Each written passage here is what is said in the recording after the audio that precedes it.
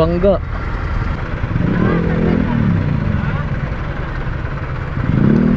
Hinahig si ate.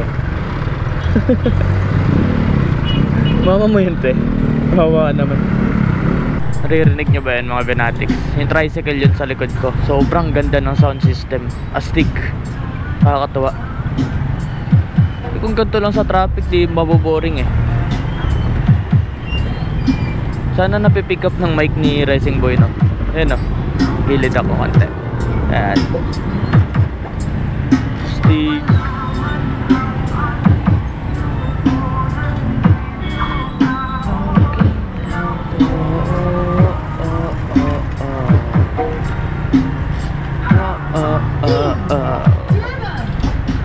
Stick eh, no?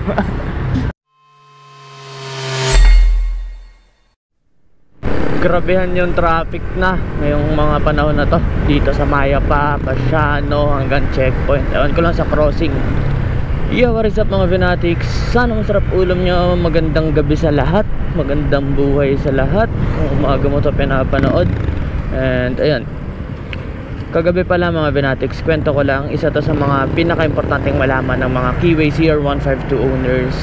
Kasi yung issue na to pwedeng magdala sa inyo sa kapahamakan. Okay, so kagabi tumambay kami sa Brusam hanggang alas 11, hanggang out nila Bricks. Si Bricks yung cafe racer na may tomboy. Joke lang. Siya nagpauso ng meta na yun eh.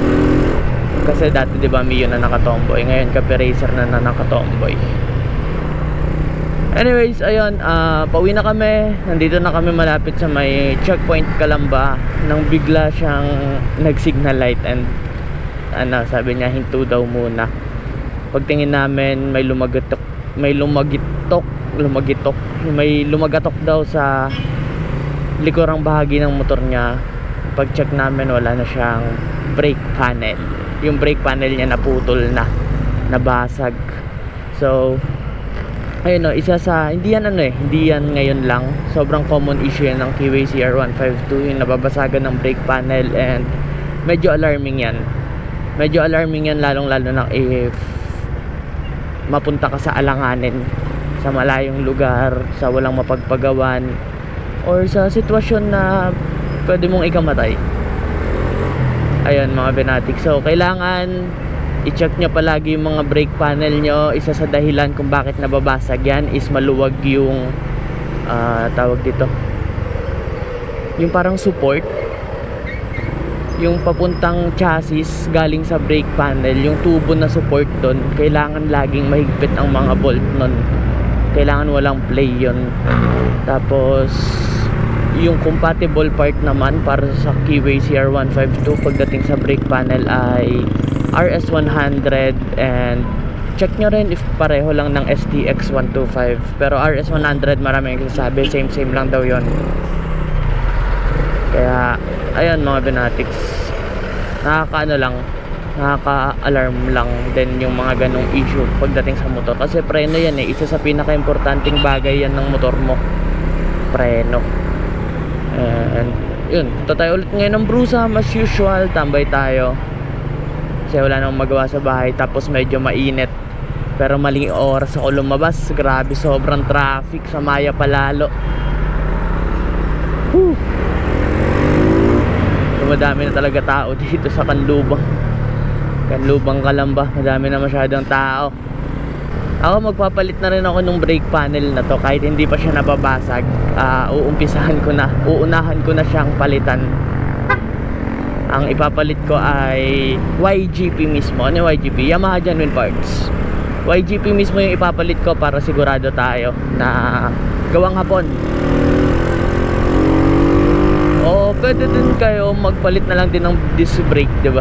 Pa-convert nyo na ng disc brake yan, dun din naman papunta yan eh. Pinopormahan nyo na lang din naman yung motor nyo. Doon na kayo sa upgrade na kapakipakinabang.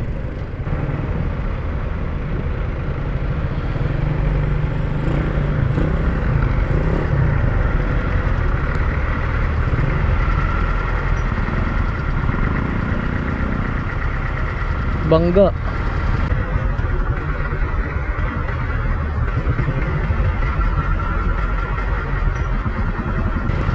Gaan sila guys.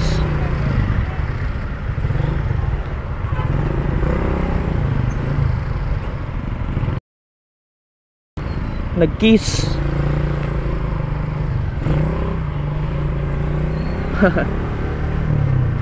Kasi kayo mag-tailgate.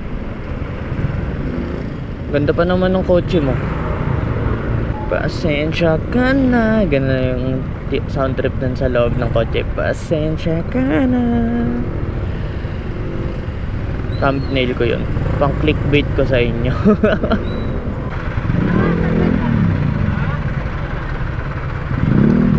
Hinahig si ate. Mama mo yun, te. Hawa ka naman. Tangina, binax out eh. Kadating mo lang? Traffic sa loob. Tangina ng traffic yan. Daming bobo. Ha? Daming bobo sa loob. Saan? Kung tricycle, bigla-bigla ka na lang hihintuan sa harap mo. Magkasakay kasi sila. Nadaplisan ka? Hindi naman. Nagpapatraffic sila. Ah. Sila yung... Sheesh! Ayun, nakarating rin tayo ng Brusam after 35,000 years. Shoutout daw kay Bricks. Ayan, tapusin ko na yung vlog dito. Ganda na ng motor na JC, oh. Ayan, sana laging masarap ulam nyo. Sana laging malambot unan nyo. Once again, this is Ben signing off. Peace. Brusam Coffee, shoutout.